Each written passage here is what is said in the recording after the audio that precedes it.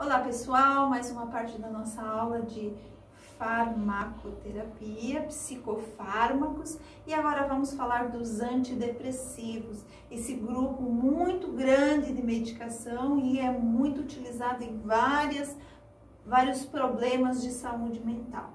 Então, os antidepressivos são drogas que atuam diretamente no sistema nervoso central, aumentando o tônus psíquico e melhorando o estado de humor. Em geral, são utilizados para os casos de depressão, ansiedade, deficiência intelectual, demência e sintomas negativos da esquizofrenia. Então, são muitas as partes, as doenças que são tratadas com antidepressivo. Tá? Então, as classes de antidepressivos, existem os tricíclicos, os atípicos, os inibidores seletivos da recaptação de serotonina, os inibidores seletivos da recaptação da serotonina e da norepinefrina e os inibidores da monoaminoxidase.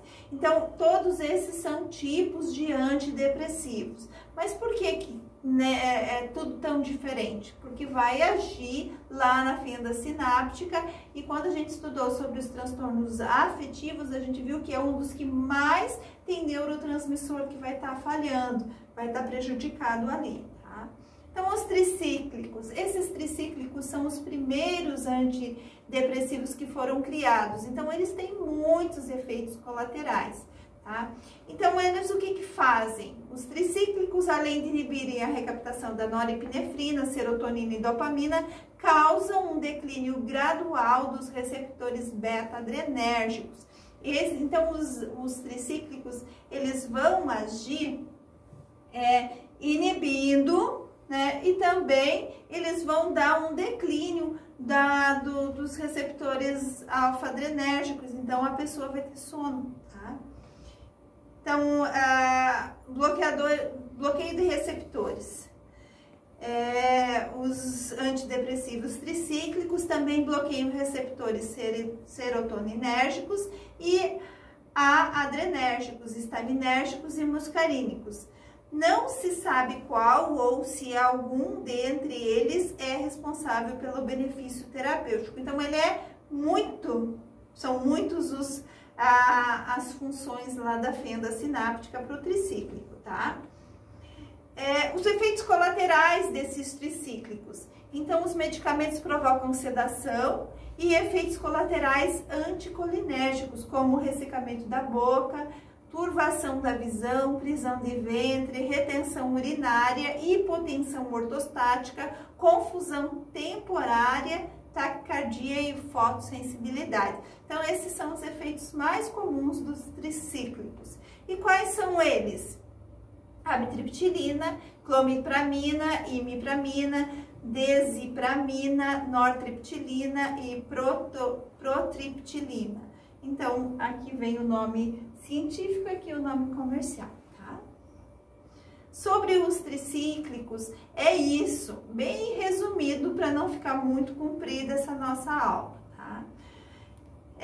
Agora, os inibidores da monoaminoxidase. Então, o que eles fazem? Eles, além de bloquear a monoaminoxidase no cérebro, eles vão bloquear também a norepinefrina, que é metabolizada, aumentando assim a sua disponibilidade nas sinapses.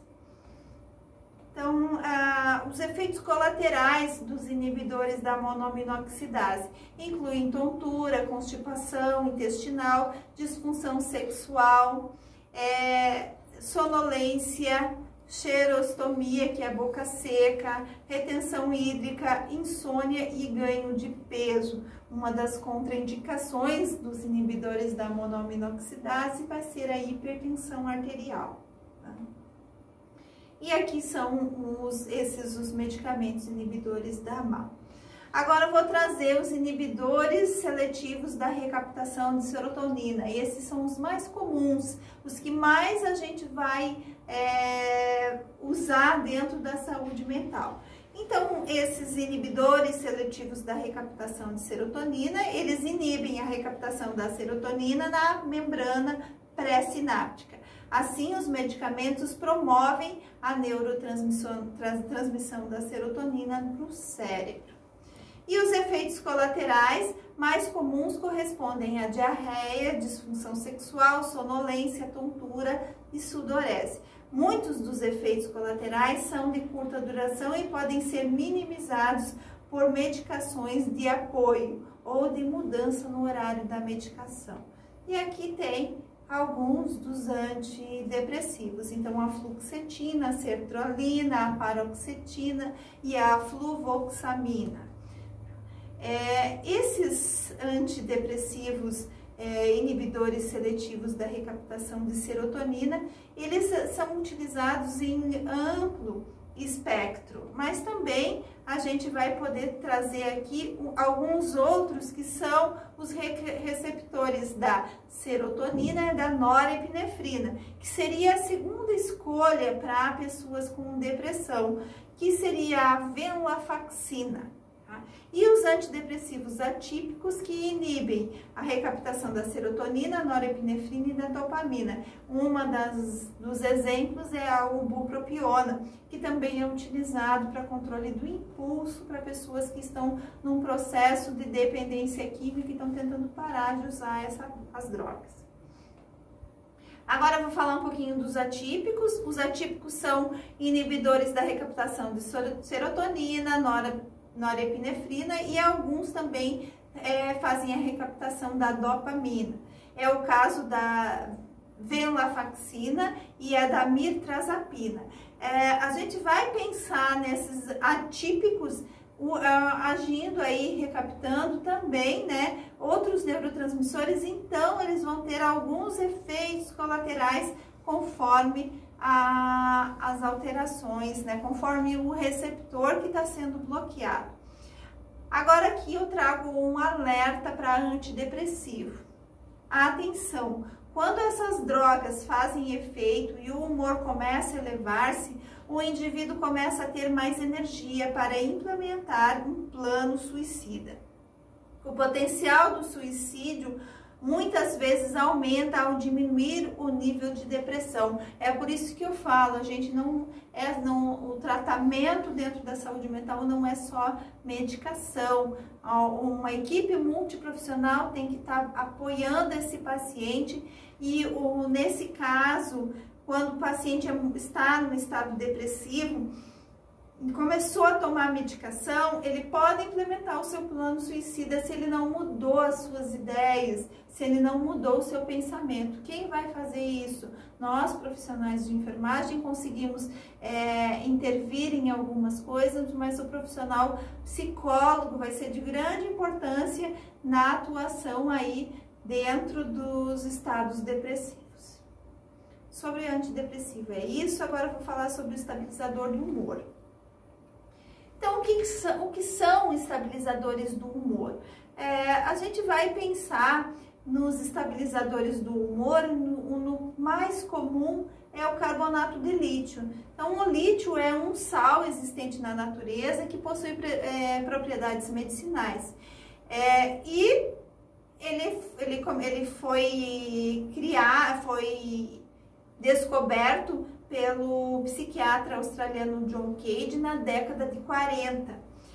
E mais tarde foi descoberto que essa substância era eficaz para o alívio dos sintomas de mania e também mantinha um estado de equilíbrio do humor como efeito profilático. Então, essas pessoas que têm um transtorno bipolar, uma das medicações mais comuns vai ser o estabilizador do humor.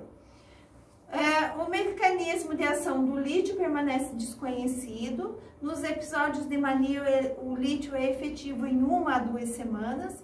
E em razão do baixo nível terapêutico do lítio, níveis tóxicos podem ser alcançados rapidamente. Então, tá aqui os níveis normais, né? A faixa plasmática terapêutica, então na mania aguda vai ser até 1,5 e na manutenção de 0,6 a 1,2. Por isso alguns pacientes dizem, meu lítio não chegou na dose certa. O lítio também ele é um medicamento que a gente precisa ficar muito atento, porque ele tem muitos efeitos colaterais, tá? E alguns pacientes não podem tomar carbonato de lítio, então ele é contraindicado para paciente com doença renal grave, após um infarto agudo do miocárdio e em casos de miastenia grave. Então, e na gestação também não pode ser administrado. Uma das atenções maiores aqui do profissional de enfermagem é avaliar esse paciente quanto às alterações, né, e as intoxicações. Então, o paciente com intoxicação por lítio, ele vai ter uma alteração muito grande em todo o seu organismo.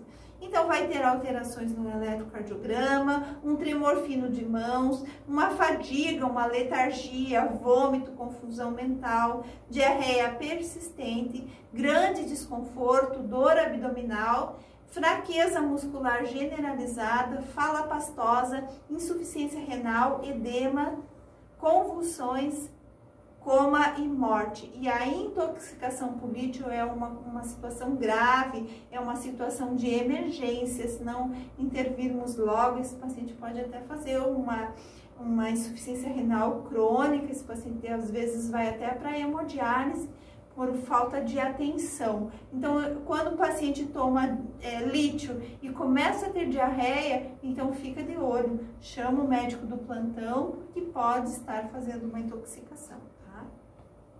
Existem outros estabilizadores do humor, um vai ser o carbonato de lítio e os outros também vão ser o valproato e a carbamazepina. Esses dois muito comuns no hospital psiquiátrico, mas também existem mais outros, o topiramato, a lamotrigina, que são também estabilizadores do humor. Então, como que funciona o ácido valproico? Ele diminui a propagação da descarga elétrica anômala no cérebro, ele também pode potenciar a ação do GABA nas sinapses inibitórias. Ele é utilizado como estabilizador do humor e atua no controle do impulso.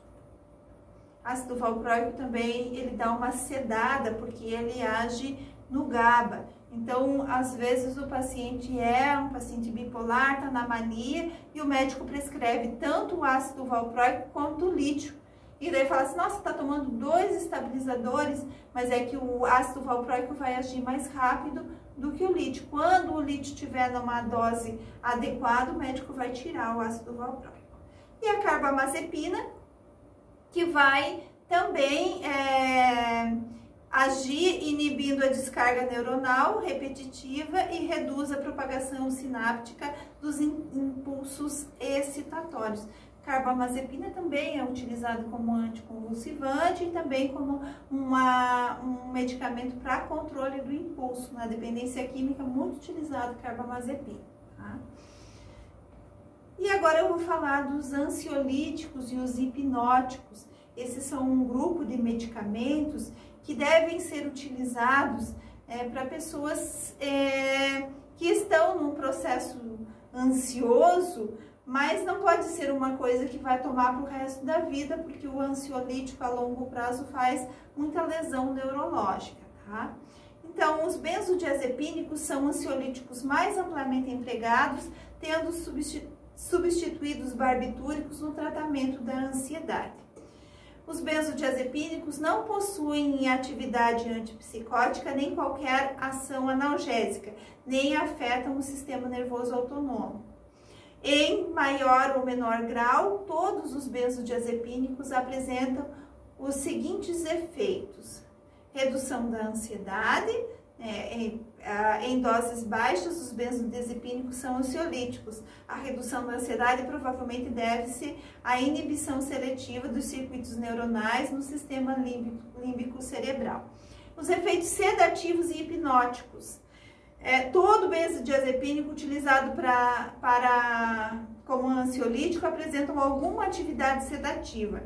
Em doses mais altas, certos benzodiazepínicos podem produzir hipnose, um sono artificialmente produzido.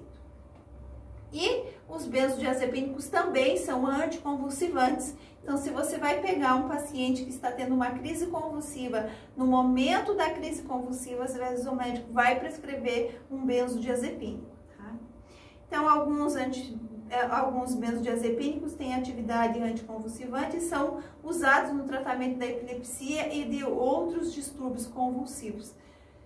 Relaxamento muscular. Os benzodiazepínicos reduzem a espasticidade do músculo esquelético, provavelmente aumentando a inibição pré-sináptica na medula espinhal.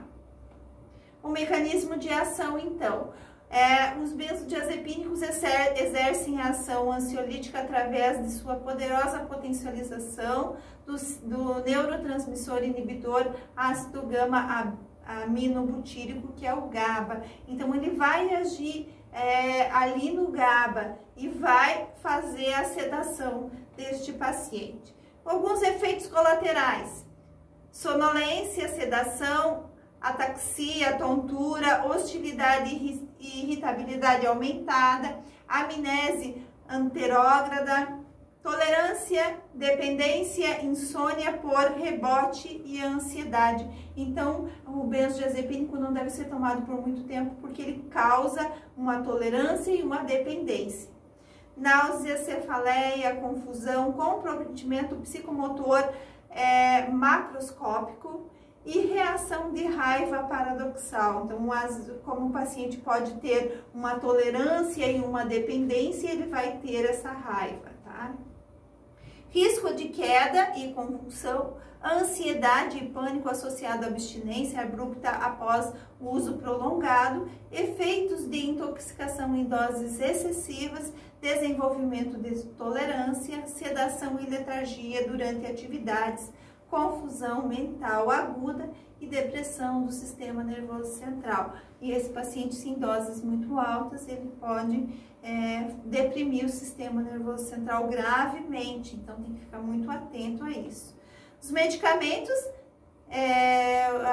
os nomes comerciais e fórmulas, então o diazepam, que é o Valium, alprazolam, que é o Frontal, bromazepam, que é Lexotan, o Somalio, clobazam, que é o Frisium, clonazepam, Rivotril, lorazepam, Lorax e midazolam, que é o Dormonide.